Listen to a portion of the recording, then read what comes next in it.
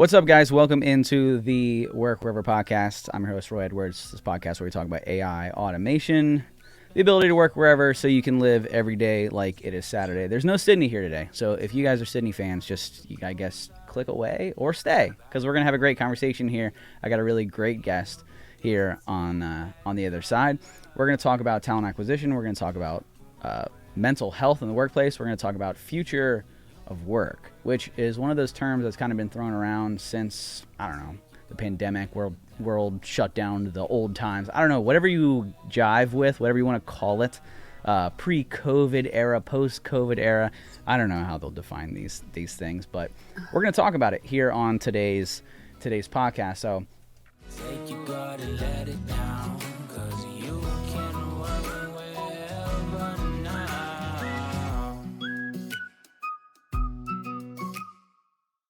I have a great guest. She started her career in higher education. Now she is in the corporate world, doing talent acquisition, talent development, and we're gonna have a great conversation with Elena.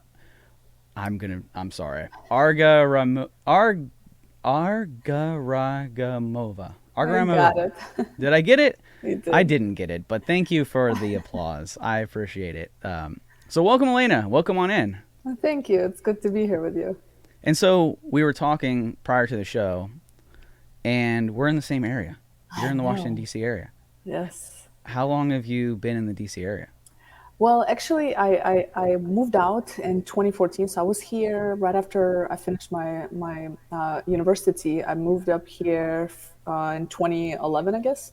And then I stayed here for a few years. In 2014, I actually moved to Dubai for 8 years of my life. And then I came back from the Middle East like two years ago. So just kind of, re-entering back the area. So. Wow. Yeah, I saw that. I was like, oh my gosh, she's local.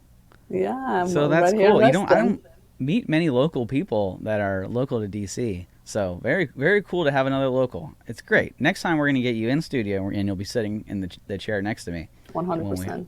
When we have this conversation. So tell me a little about yourself. Introduce yourself. I know that I kept the bio short. You were like, keep my bio short. I do too much. And I'm like, all right, great. Then I'm going to let you explain what you do. So tell me a little about yourself and we'll dive into this conversation.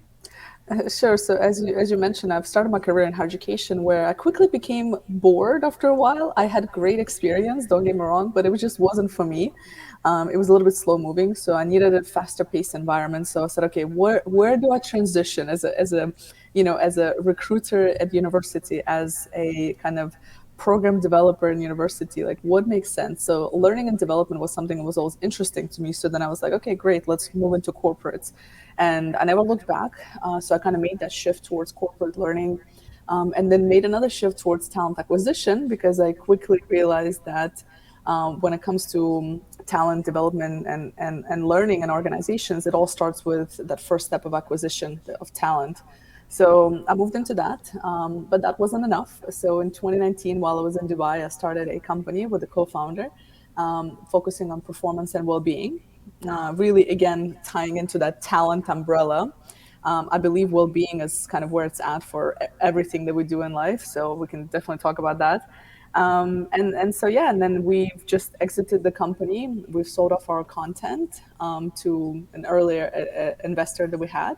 So that was a couple of months ago, so it's very fresh. And now I'm focusing more on talent acquisition and development and work with youth. I have a nonprofit as well. So that's a little bit of a background. So a little bit different moving pieces, but they're all under the umbrella of like talent and development of individuals and organizations. Dealing with people. Yeah. So what made you want to deal with people? I don't know if you know this, but people are super frustrating to work with sometimes. Yes. So what made you want to work with people? Like where did that interest come from? Well, interestingly enough, when I was starting off my college, I never did really well in school. Like I was a horrible student. I never even took the SATs or anything like that. And whenever I did even the tests, like I just like the practice test, I would just fail. So I went into community college. And I remember my advisor was like, well, what do you want to do when you're older? And it's like, I was like 19 or something. And I was like, I don't even know what I'm having for dinner tonight. You want me to know what I'm going to do for the rest of my life? Like, that's just not a fair question. And that's because they try to put you into that box. So ever since I was like in university study, I never really could fit a box, and I used to feel like such a loser because everybody had these plans and everybody was going to these big schools and universities and knew exactly what they wanted to do. And I was like, am I just boring? I was like, does nothing just interest me? So, and then he was like, well, what do you like to do? And I said, well, I like to travel and see cultures. Like that was always like a thing. I was, my family did a really good job introducing us to different cultures since we were kids. And so I was like, I like that. I like learning about different people. I like speaking with people. I like to hear people's stories, but there was no major in that, right? And funny enough, and I always laugh at this, looking back and kind of, I end up doing, by the way, if anybody's interested, I end up doing international relations because it was the major that spoke closely to what I was interested in. And so the funny part is today, that's essentially what I do. I deal with a lot of global clients. I deal with a lot of different people. I hear people's career stories and then help them navigate that next step. So, and I get to travel for work as well. So it's like I'm kind of doing what I always wanted to do, but it took me, ages to get to this point. So, Which that's that any career development story has it's never a linear path, mhm. right? All career development is always a windy road. You're always going to hit bumps. You're always going to kind of figure it out along the way. My story is pretty similar to that. I'm not some like super student. I actually, I mean, I got okay grades. Like I, I never really, like, I made honor roll, I think, like once. You know what I mean? Like, it was not like, I'm not like some super brainiac over here. I just happen to be an engineer now. But schooling was never really my thing. And so oftentimes people, especially here in American culture, is like we believe that when you go to college, then you're supposed to know exactly what you're supposed to do. When you post-graduate, you go into your college, you understand what it is that you're supposed to do. You get out of school, you get your dream job, and then you're off and running, right? Mhm. Never happens. I've met like two people where that happens. And then the people who do go into those careers, like they're like, oh yeah, I wanted to be a teacher, or I wanted to be, or whatever. Later down the road, a lot of them change career paths. Like it sounds like you went into education, right, and then changed career paths. What was the conversation around changing career paths? I'm sure there was external conversations with family members, friends, loved ones, maybe people close to you, maybe saying this is a good or a bad decision. What ultimately prompted your decision to change career paths? Yeah, so for me, I think it was a little bit different in the sense that I just knew I didn't want to be in higher education anymore. I wasn't sure what was next, but I just wanted to, continue to do what I enjoy. And there was pieces of higher education that I did enjoy, which is working with students, and I did also career development with students in universities. So again, like just working with talent was interesting to me, and people, and honestly, like career change is difficult, and even now, like when I work with individuals, there's no magic formula that gets you from A to B.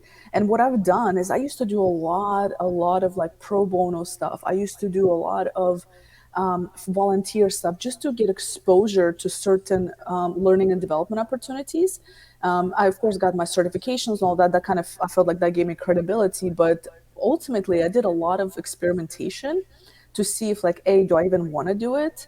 Again, I worked for free a lot. Even when I Mm-hmm. started off like doing side gigs and stuff before I started my business, I used to do a lot of free stuff just to get experience, just to be like, yeah, okay, I feel like I'm good at this now. I can charge money for this, right? And I mean, my family is used to me, so they're like, Elena just has many interests, just let her figure it out. Like she'll figure it out at home. So they were on board in general. But my friends really couldn't advise because they were very much like me, like, either they're in the same path or they were, in that corporate ladder, and they're just like, well, that's where I'm at, and I'm just gonna keep going. So So the working pro bono, doing side gigs, side jobs, a lot of people will view stuff like that as you don't know what to do. I, like I said, I was a producer at SiriusXM. I did side work. I built websites. I worked for the federal government for like 4 years. I had a sports media company. Like, I did all of these things. Now, I'm not on the radio like I thought that I was going to be, right? I have a podcast, but I'm not on the radio like I thought I was going to be. But everything that led you through that windy path has created who you are now as a very diverse individual with a lot of different talents, Hmm. which that is more so, I think, what employers are looking for these days is somebody who can go in and figure things out, who can be diverse in their thinking and are not singular focused, which has a lot to do with the changing landscape of hiring. Whereas I've seen you post about this before, where the old way of thinking in terms of getting a job, you stayed in that career, and it was a linear career path. You got a job at 18 or out of college, and you stayed there until you died, and you got the 50-year watch or whatever it was at the end of it, and everybody clapped for you. And at some point along the lines, it became, if you jumped or you had more than two companies on your resume, then this person is a liability because they jump around and they don't know what they want to do. So is the future of work as forgiving to those who are jumping around, as entrepreneurs know that we jump around all the time? I mean, Yeah. I can't tell you how many companies I have on my resume, and they all taught me valuable lessons, and they were all very good for my career path to ultimately where it led to starting my own business. But is the rest of the market as forgiving to somebody who has 3, 4, 5 companies on their resume? So, generally speaking, it's more forgiving now than it ever has been, absolutely. But we also have to consider that it depends on the industry, it depends on the roles, and it depends on the people, on the culture of the company, and the people that are going to be reading your resume. So, what I always say to kind of candidates is you have to have a good story. So, people are forgiving as long as you have a clear story of your career progression, even if it does look like, when sometimes when people, I tell people what I'm doing and they're like, oh, that's so many things. But I'm like, but it's, if you think about it, it's under the same umbrella of everything. So, it actually feeds into each other, which makes me, kind of more diversified and etc. But um, a lot of people, what they do is they don't have that story that they can tell, and whatever marketing material they're using, whether it's their resume or their LinkedIn or whatever platform they use, it's not clear. So that makes it harder for people to kind of see that potential, et cetera. Because you have to remember, you're dealing with people, and a lot of recruiters are really, really great at recognizing potential. A lot of recruiters are really great at connecting the dots, but many of them are not. They're just looking to tick the box. So although the market is more forgiving and they might take a look, they just might not be able to connect the dots unless you make it very clear of where all these previous experiences add up to the story in terms of what you want to do today. So I think there's kind of two responsible parties here. One is for the recruiter to be able to read it accurately and be actually, put a human in front of them versus just kind of judging based on a resume. And for the individual, for the candidates, they have to also have a story. And I think that's probably more important. And also like branding, like personal branding is essential, right? So I think these two are important to consider for sure.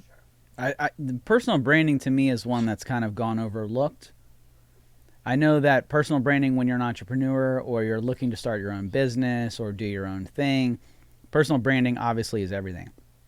Is who are you outside of this organization or company that you've started or brand, and it can also help propel your brand to say, I am an individual. I stand for something. This is who I am. And oh, by the way, I've started this organization or I've started this company or I've started this product where you can help support some of the things that I see. We see this with Gen Z. A lot of the trends around Gen Z is they are a very organizational type of microscoped generation. They want to know Mm, what the company stands for. They want to know who they support. They want to know who they donate. They want to know that they're making a greater impact in the world.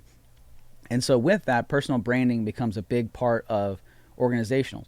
But I would flip it the other way too, is that organizations are also looking for people who can fit into their company culture, who can stand for the things that they stand for.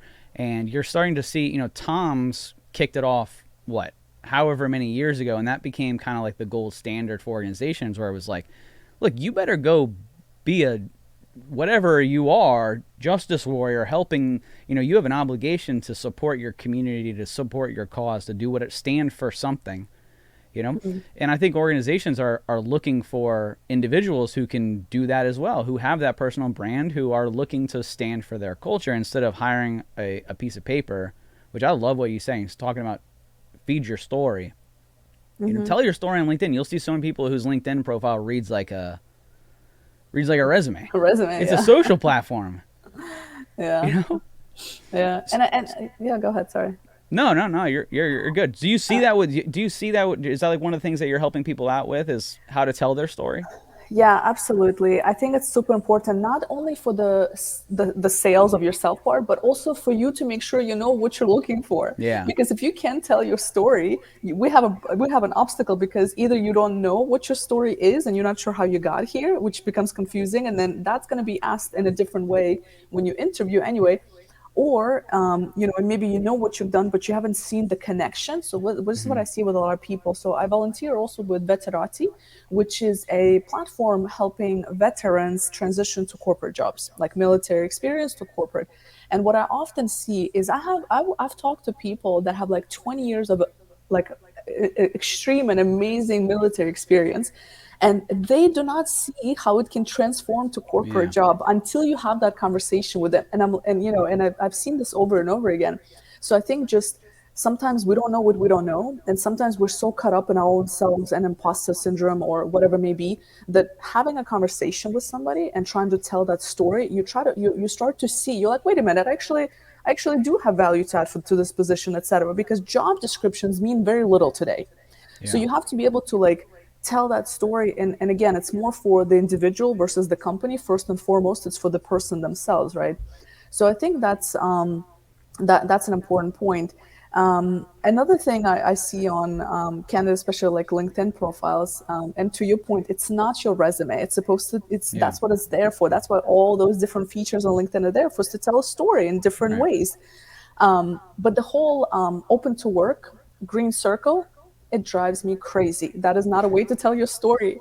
It is Yeah. completely backfiring for people. And I just want to speak on this for a minute, because I think it's such a detriment to your career search, because this started during the pandemic. So the green circle started during the pandemic, when we're all coming together as a community and we're just saying, let me help you out. Who needs to work? Who's looking for a job? So at that time we were emotionally connected to this green circle, and it worked for that period of time. This was 3 years ago. No longer is it applicable. And I always tell, and I don't know why LinkedIn still has it on. I really wish they would just take it off, because many people are like, oh, let's just put it on. It makes you look desperate, realistically, right? Focus on the story and creating an impressive profile versus screaming for a job. Because what people don't realize is that just because you have open to work doesn't mean somebody is actually going to click on your profile, study you, right? Look at your resume or story, depending on what you have. It's just not effective. Like you're asking people to do homework about Yeah. you and help you find a job, instead of making it easier for people to help you by having that strong personal brand. So Have you found that that hurts? Like, have you talked to organizations where they see the open to work and they see it as a negative? so it depends who you talk to. I've heard both sides of the argument, but I'm leaning on the, like, from a recruiter perspective, I'm Yeah. leaning towards more. And again, I mean, again, maybe because of my network of recruiters, a lot of people that I do speak with, it's not something they see as a benefit. Yeah. Because if you have a good profile, it doesn't matter if you're open to work, we're going to reach out to you. It's not Yeah. going to give me any more information that I need to, like, regardless. I don't care if you're working or not. If it says that, I'm going to reach out to you. So I'm reaching out to you as an individual. You telling me you're open to work doesn't tell me anything. Like, it's not adding any value to me, What except, would so. what would you tell to somebody who? So I feel like everybody has a story, right? Whether we realize that we have a story or not, all of us have a story that makes us uniquely us. It's become pretty popular in the last 3, 4 years where everybody feels like their story has to involve some heartbreaking, life altering moment. So when and you see this where people are like, oh, and it all goes back to my childhood. I was 4 and I broke my arm, and ever since then I've known that. And everybody has to throw in some crazy, I am the way that I am, I stand out because of X event that happened to me. And if you have that, fantastic.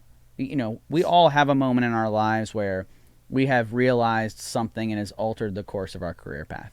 But how much is telling a story a life altering change and more so of just who makes us who we are, and how do you coach somebody in ultimately telling their story? Yeah, so that's a great point. So this is a personal opinion. So from how I see things, and there's a lot of people that try to use this as a hook, because what we're fed is that you need to connect to the emotion. You need to connect to people's emotions so they can buy into your story, and that gives you credibility and validity and all those good things.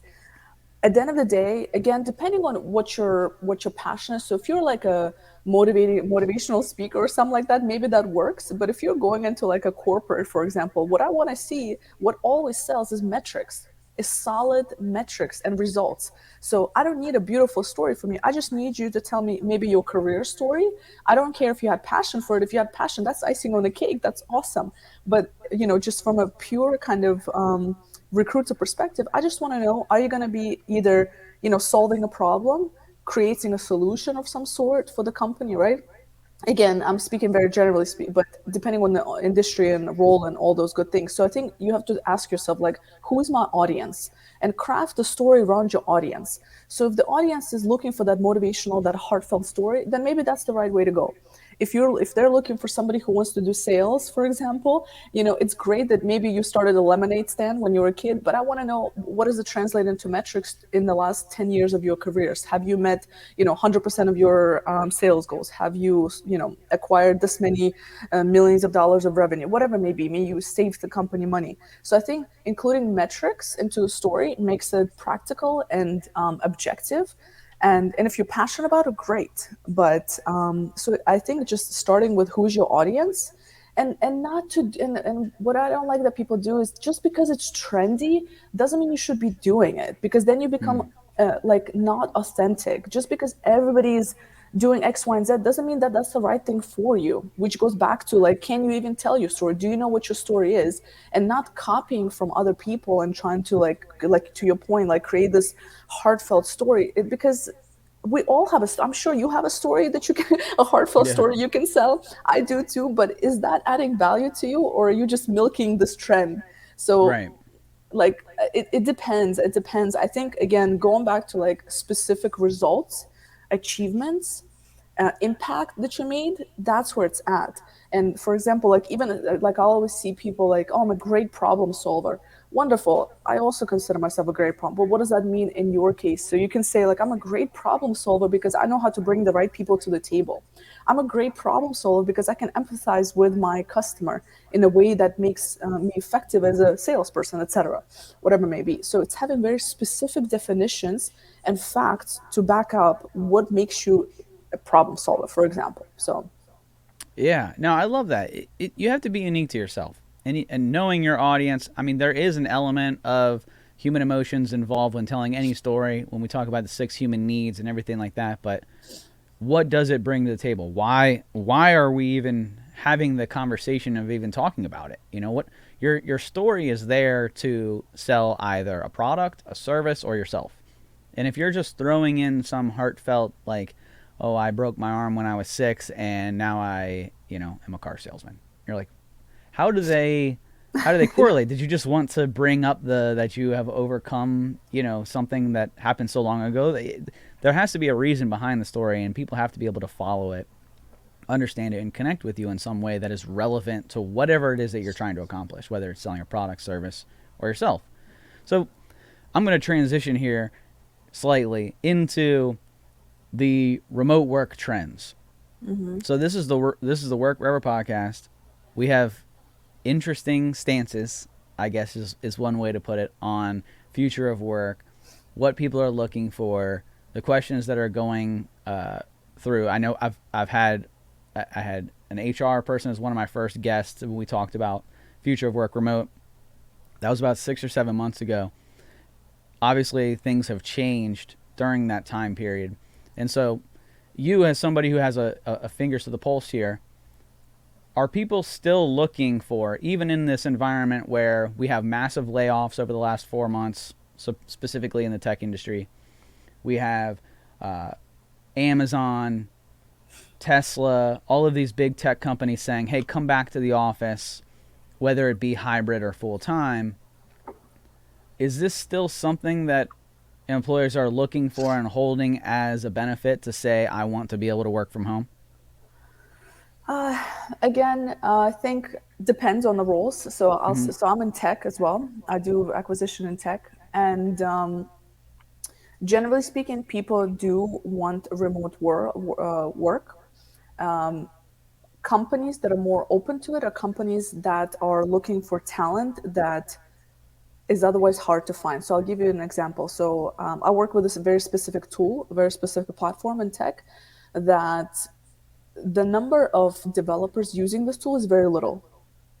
So if I were to, have a setup in our company where I need them in office or I need them to relocate to come in and have this hybrid approach, I would not have any people on the team. Yeah. So I almost don't have a choice. So and that's just the market dictates in this case. There are some other companies, and we can't afford not to have these developers. Like we're always looking for these developers. There are other companies, larger companies, that can say, listen, you either relocate back to the area and you come in twice a week, like the large organizations, Mm-hmm. or sorry, we'll part ways. So I think it just depends on the size of the company. I'm an SME, so it's a little bit different for us.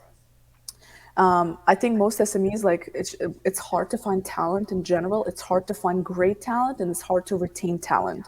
So it becomes, it's almost we don't have a choice in many cases. What I see though is yes, people want the remote work primarily. There are some people that want to be in the office and want to have that connection, but I also want to speak to an important factor of how is the organization structure provides support for that remote environment. And what I mean by that is that Yeah. there's three responsible parties.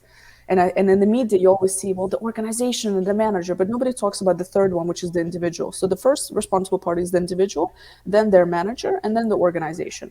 So I'll kind of work backwards. So from the organization piece, making sure you have the right setup for your teams to be able to collaborate, right? So whether it's having the right tools, resources, support, etc., to make it happen, to have the resources for people. The manager is the next one, right? If you are in a remote environment, how are you making it effective as a manager? And I know people pick on managers all the time, but the reality is they're the ones that are leading their teams. So, as an organization, how are you supporting your manager to be effective? Are you offering mentoring, coaching, resources for them to be successful?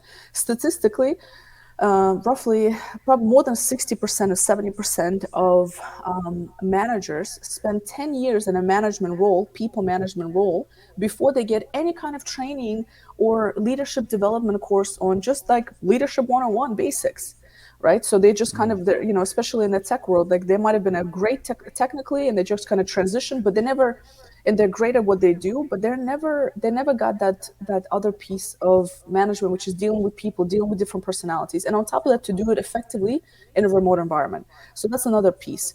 And the third piece is the individual. As an individual, how are you making sure that you are staying connected, that you are making sure you understand the expectations, that you are proactive in your work, that you're not just doing the bare minimum and clocking out, etc. And on the individual part, one thing I do want to mention is it depends on which level you're at. So, and it depends on the career path. So, certain career paths require you to be more in person, obviously. In the tech world, it's different, but even in the tech world, as a junior developer, you need to have that support, mentorship, and coaching in order for you to make sure that you onboard properly, make sure you fit into the culture, etc. As a mid-level developer, that is when it's really key. As a mid-level professional in general, I always joke like most careers die at mid-level. That's because in Yeah. order for you to move from here to here, it's a different ball game, and most of that game is about relationships. It's Mm. about the interpersonal relationship with your senior managers, with clients, stakeholders, etc. That is very difficult to do in a remote environment. So people who are devoted to working only from home, at some point they're going to miss out on certain opportunities unless you're like a genius developer and nobody can say anything to you. But for regular folks out there, right, um, it becomes an obstacle, it becomes a blocker. So I'll pause here. Yeah. I've definitely seen trends of what you're just talking about there in terms of tier developers. So first, I'll talk a little bit about what you were talking about in terms of the managers. So a good developer does not make a good manager, and a good employee doesn't make a good manager.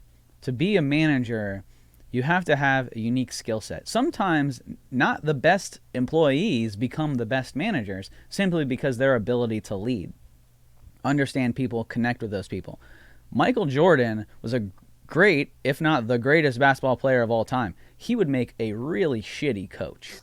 And he hasn't made the best GM. Whereas you have Steve Kerr, who was a basketball player on the same team with Jordan, has now won multiple rings. So sometimes it's the mid-level people who make the best coaches because they know how to get that other element out of individuals who are looking to push themselves. They didn't rely on their talent and talent alone being one of the best, told they're one of the best their entire lives at whatever their craft may be, to then move into a management position where now you have to connect with people. Because people are one of the hardest things to manage. Technology is ever changing. It's not going to talk back to you. It's not going to take leave. It's not going to do any of those things. It doesn't have bad moods. It doesn't have bad moods, right? It's not going to complain about the weather, right? So dealing with people is definitely one of the harder things. And so when you move into that management level position, to your point, a lot of these people aren't getting training. What did you say, 10 years until? Average, they'll spend 10 years, and in particular, a big portion of managers will spend 10 years before they get any kind of training. This was like a year or two ago, the statistic, so maybe it changed, but I doubt it. I doubt it. It is not, it's seen as like taboo to give any sort of leadership training. That, oh, well, to be a leader, you just kind of, you'll figure it out. Follow the SOP, you'll be fine, right? That's not necessarily true. Hiring a manager is one of the hardest things to do, I think, as an organization. Because just because somebody's a really good developer, especially developers, right? So you're in the IT field, I'm in the IT field.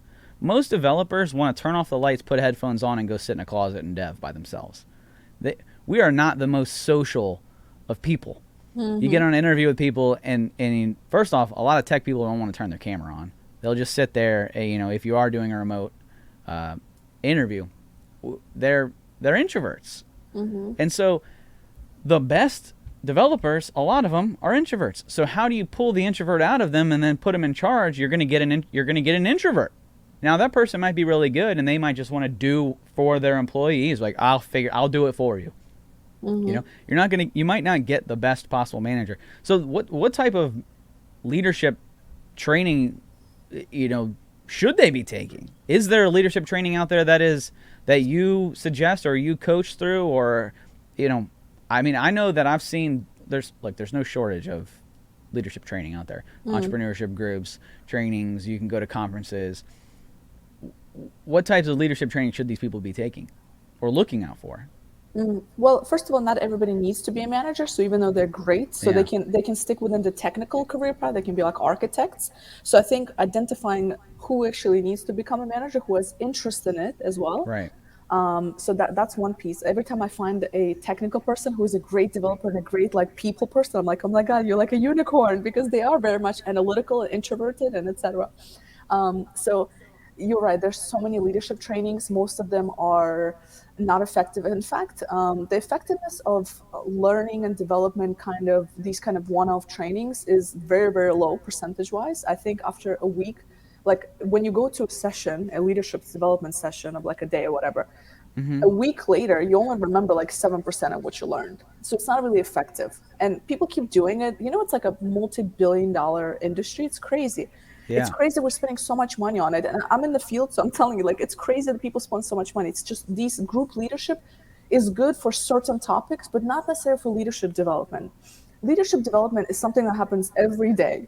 It's not something that you go to a speech, and then you're like, oh, now I know how to do it. No, you don't. And even the best of leaders don't know how to do it. I teach the stuff. I still don't know how to do half the stuff, because it requires every new situation, every new conflict with an employee, with a team member, with whoever, requires you to be like, oh man, I haven't been in this territory. What do I do now? It's a continuous thing, first of all. Training for it, I wouldn't even say training. It's more of it needs to be a mentorship. And part of it is it's continuous learning, right? Part of it is a big part of it is like self-awareness as a manager. Self-awareness, like, where do I lack these skills, right? Like, is it the empathy side? Is it the people psychology side? So really kind of identifying the gaps to begin with, and then working on them. But it's not a one-time thing. It's like every day looking at, let's say you start with like three things. You said, okay, I really want to be a little bit more empathetic to my team. Maybe another thing is I want to make sure that I know how to connect with my team members. I want to get to know them a little bit more, especially again in a remote environment. This is difficult. So maybe the habit or the little action that you do every week is when you have your weekly call with your team, instead of jumping right into work, you say, 5 minutes, hey guys, how's it going? Like connect with them on a personal level. That's leadership. That's building a relationship with your team aside from work discussions. So creating these little 5-minute moments every week before your team meeting, and kind of going around and sharing whatever you did on the weekend, something silly, but that's what builds relationships. And important part to remember that if you're a manager who's never done that, your team is like, what is Elena on today? Like, why is she asking us this? It's going to sound silly to them, but that's why you have to add the consistency, because that's Yeah. how relationships are built. That is how you change the culture of your team, is through consistent engagements with them, and in whatever leadership skill you want to work on. Maybe it's delegation. To your point, a lot of times you're like, I'll just do it myself because I don't have the patience or the time to teach this developer how to do things. So looking at creating systems and processes where you devote time and actually help that person develop and have the patience. And the patient piece goes to the self-awareness, asking yourself, did I give this person what they were looking for when they came to me, or did I just solve the problem for them, which is not what you should be doing as a manager. Now, recognizing when you should be doing it and when you shouldn't be doing it is a whole other skill. And so because sometimes you're like, it's just firefighting, you just need to get this done. And sometimes there is room for mentorship. And this is where you have to work with each individual and understand how to talk to that individual to motivate them. And the only way to do it is by knowing that person. You don't need to be best friends with them, but you need to have a relationship with them. You need to understand their values, what matters to them outside of work, inside of work, because that's how you get the whole picture. So I'll finish on the point that it's an everyday thing, and the best thing you can do is learn from great managers, hopefully above you, or mentors, maybe even an external person. Work with a coach, like an external coach, because self-awareness is really a big part of leadership in general, and having somebody as a soundboard, as a mirror, as an external coach is brilliant. Like, to even in sports they have coaches, right, for a Right. reason, for us to get Right. better and stuff. So it's not a one-time thing. So what I would recommend to people is identify your gaps. Number one, look at what it would look like in micro actions, and literally schedule this into your weeks, into your next discussion with your team, and evaluate yourself. Say, did I do better this time? And create metrics and systems for yourself. Yep. Yeah.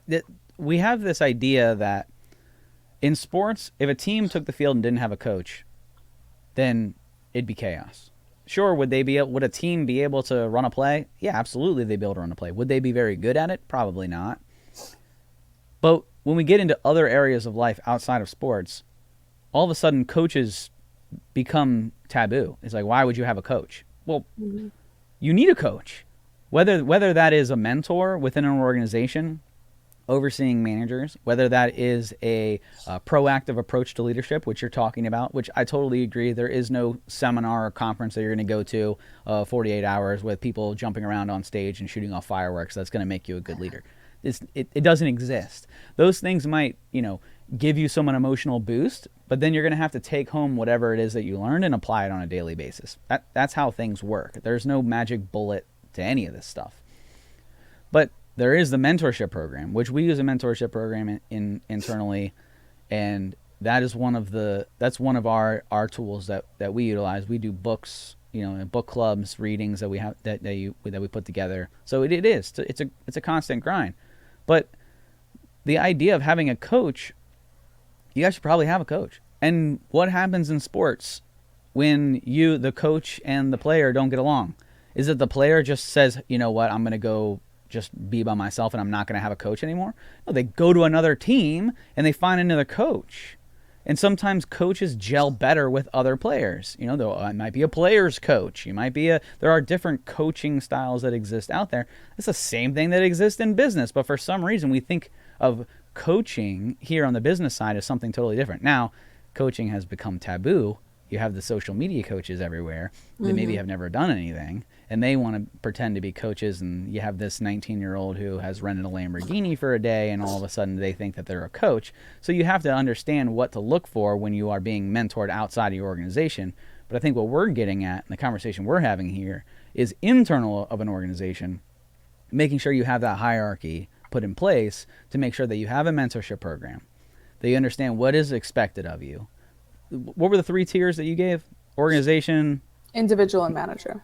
individual, manager, which I love you brought up individual, because so oftentimes as employees, we're looking and we're blaming whoever's on top of us. And we're not taking that self-awareness check to say, am I doing the necessary things to meet the expectations? Mm-hmm.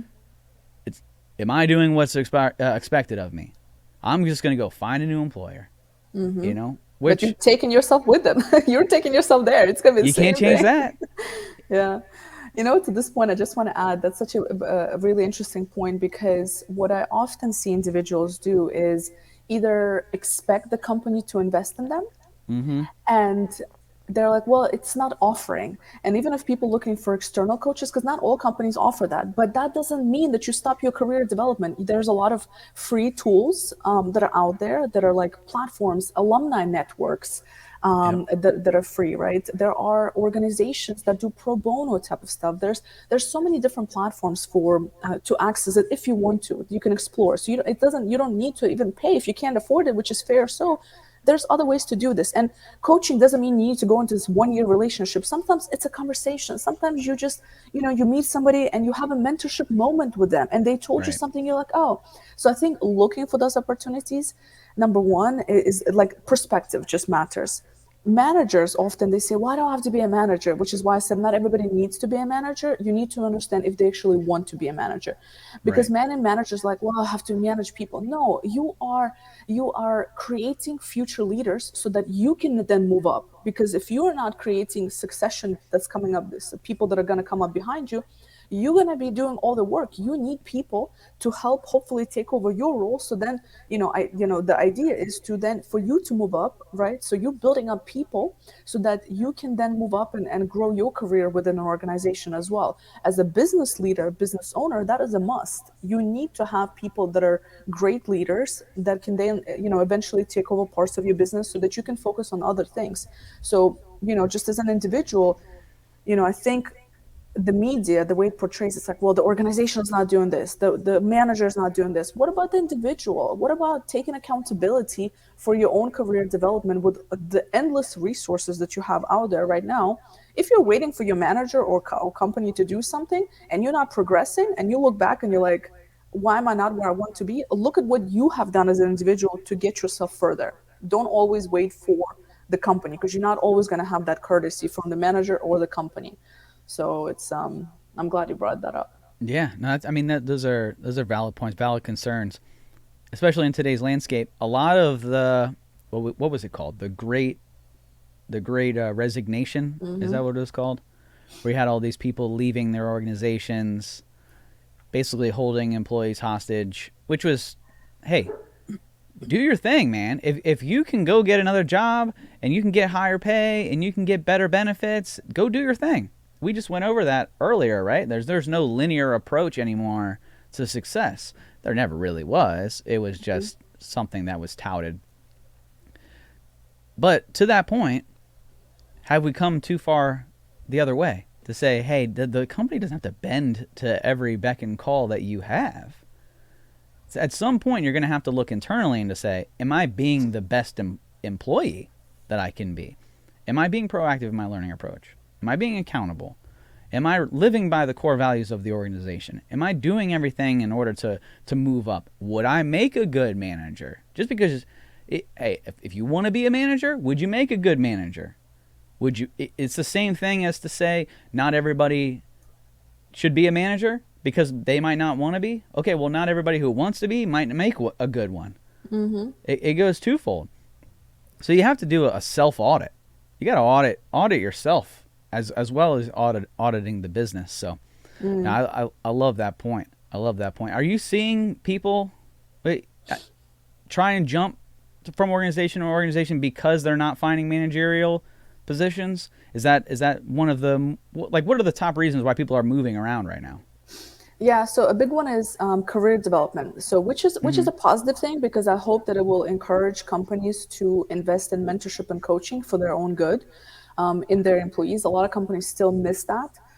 Or they don't have effective mentorship programs. So that's definitely good. So people are looking for professional development, so opportunities to grow and upskill, and sometimes it means go into management roles, or sometimes it just means to get better at whatever role you're at. So I think, again, creating a system and creating support and resources as an organization for people to have access to it, that's where it's at. But then another thing, because this is what I run into sometimes, is people like, well, I don't have time and I need to take 2-3 days off to do this thing. And the reality is that people that end up on top in organizations, they're not just working 9 to 5. And this is not Mm-hmm. my aim to encourage people to go beyond, above and beyond in their roles, which I think everybody should, frankly speaking, because Yeah. it's for yourself.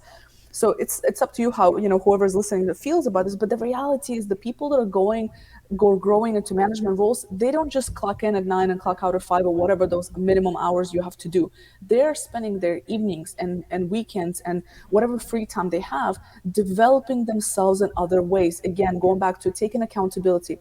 Your company might give you 2 days to go study a course, but it's that if that's sometimes that's all they can do, especially if you're in a world of government contracting where every Mm-hmm. hour is billable, etc.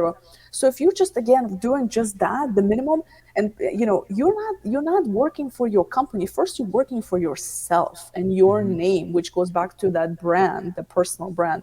And I think if we just restructure and be like, oh, wait a minute, I'm doing this for me. No matter how bad your situation is, even if you're not happy in your job, but you have to stay because you have bills to pay and you haven't figured out your next move yet, fine. But then restructure your mind to say, I'm here and I know this sucks, but this is giving me an opportunity to pay my bills while I try to find the next step. But while you're in that position, do the best that you can to be the best that you can be for yourself. And also, it's a small world, and I cannot stress this enough. Your reputation will carry with you everywhere. Mm-hmm. And it's no matter how you feel that day, no matter how you feel about that job, that was the choice that you made. You don't like that choice, make a change. And I understand that some people might take a month, some people might take a year, for some people it might take 5 years, right? But take the actions and do not wait for the company to do that. And if you're not making time for your own development, then why should your company at the end of the day? Like, it's your career. And so it's a topic that I'm very sensitive about, because I feel like so many people are stuck because they're just not thinking about it from, wait a minute, I'm working for myself first. So how can I be the best? How can I get the most out of this opportunity, out of this job, to go to that next level? So, and I think that like radical accountability with self is what makes people high performers. It was what differentiates low performance and high performers. Yeah. That idea of extreme ownership, where it's to say everything is controllable by me. That's the origin. That's the initial approach. I can control everything here. Now, whether or not you can control whether you get a promotion or not is irrelevant, to the point where you can control your actions. You can control what is it you're doing, how you're clocking in, clocking out. To your point, most people who move up in organizations are putting in way more than 40 hours a week. Now, you could argue till you're blue in the face whether that's healthy or that's the employee or that's the employer. Or it doesn't matter. The people who are willing to go above and beyond are the ones who are going to move up, point blank, period. And I'll put those words out there for you. You don't have to say them, because I will. And I'm saying right now, I would never hire or promote somebody as a manager who didn't go above and beyond, who didn't join meetings that they weren't supposed to, who didn't do things for clients that weren't assigned to them. We have a accountability.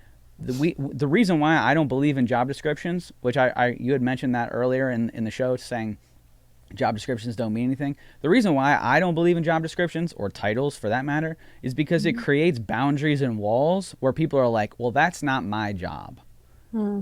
I don't care if it's your job or not. It needs to become accomplished. Ultimately, we are not in the tech business. We're not in the product business. We're not in the service business. We are in the customer service business. We are here to solve a problem for a customer.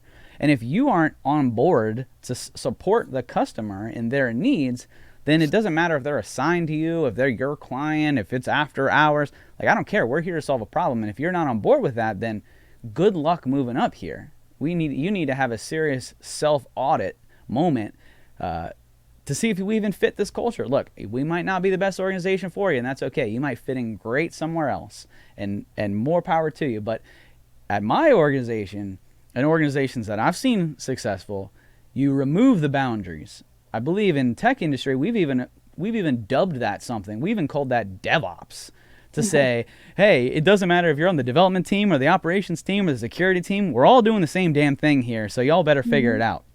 So I love that you brought that up, because that, to me, is extremely important, especially in the tech industry. And maybe in your industry, y'all need those walls, and more power to you. But in the tech industry, what I've seen that works best is a DevOps approach, whereas you're removing those barriers, you're removing the idea of, oh, that's not my job, and y'all are moving together towards something, which I love that we're talking about leadership, because who better to talk about leadership with than somebody who wrote a book about leadership? So the Rough Guide to Awesome Leadership is your book. Tell me a little bit about your book, and how can people get your book? Sure. Thanks for bringing that up. Yeah. So it's called the Rough Guide because it's a very rough approach, and it's like a no BS approach. We made sure, so my co-founder and I, when we wrote the book, we made sure to keep it very practical and simple. So kind of what I was telling you earlier, that people management, that leadership is built every day. So what we did there is we've taken a bunch of different challenges that people have, like leaders have, new leaders particularly. So this is meant for like a young manager, or maybe somebody who's maybe senior but needs a little refresher. So somebody who's like, I have no idea where to even start. What does it look like in action? How do I connect with my team? How do I do that self-audit? So it actually gives you practical steps in the chapter. So it doesn't go into detail. Like, I think we all know that it's important to connect with your team and all of that. But it's like, how do you actually do it in action? So it actually goes into actions, and it gives you very practical steps. So it's a fun book to kind of have on your desk. It has really great quotes that we picked out from some of our kind of best leaders, and philosophers in our humanity. So it's just a fun book to have with really practical tips of how to be a better people leader. And it's available on Amazon. Love it. Love it. Guys, go check that out. And then I have the ticker down below if you guys are watching on YouTube. If you're listening on the audio platforms, then go watch our YouTube videos. We launched on YouTube not too long ago. Love that you guys are subscribed over there. Love the audio, but check us out on the YouTube. And so we do have the ticker, but your website is Elena Agar, right? Yes, .com. Mm-hmm. So Elena Agaragimova. Just say Agar. Agaragimova. You got it. Am I getting it? You got it. You're too kind. I'm probably butchering it, but I appreciate the support in my fumbles. But it's been a great conversation, Elena. I can't thank you enough for coming on. Is there anything else you want to mention? Anything else you want to drop before we put a bow on this thing? No, but I want to tell you about the next time we chat, the reason why people are not so engaged and the piece of people don't take accountability, because it starts with education system. So it's not all on the individual. So we can talk about that. Yeah. You're speaking it now. So the next time when you sit in this chair right here, next time we will have an in-depth conversation about the education system, because I myself have some very strong opinions about the education system and how, we'll get into that next time. Yes. Because I have some gripes with the education system for sure. Well, Elena, thank you so much. Guys, go check her out, ElenaAgar.com. Connect with her on LinkedIn. All of her socials are there on her website as well. And grab that book. Guys, grab the book while you're there. Elena, thank you so much for coming on. Really appreciate it. And next time we'll get you sitting over here, because since now that we know that we are local, yes, it'll be a small drive. So I appreciate Absolutely. you. Thank you. Guys, thanks for hanging out. Check us out on all of our audio platforms, Spotify, iTunes. We're probably on everywhere. I don't really know, to be honest. Somebody uploads this audio somewhere and it goes to a whole bunch of platforms. And wherever you're subscribed, we appreciate you. So we are on YouTube as well. Make sure you hit the subscribe, like button. If you guys want to have any questions, comments, concerns, anything, hit those in the comments on our YouTube. We'll make sure we get to them as well. We are doing Spaces as well. We're going live on Spaces ever so often. Those are mostly our Sydney episodes when we're going over our news articles. So check out those. If you guys want to listen on Spaces, go right ahead. I don't know what's going on over Spaces. Alon's over there just like trying different things. So give it a try. Maybe it'll stick, maybe it won't. I don't know. We're trying everything over here. But we do have 4 different formats. This has been our guest interview format. We also have the Roy's Rants, as Sydney calls them. That's just basically me putting my tinfoil hat on, talking about all the things of the world.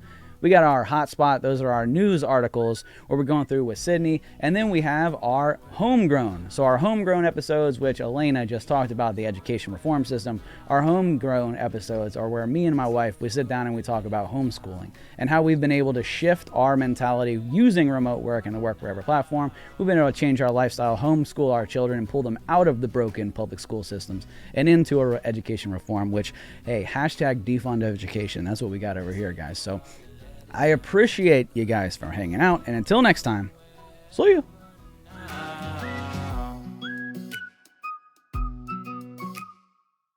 Hey there, don't forget to hit that subscribe button and turn on notifications for all the latest videos from Capital Presence.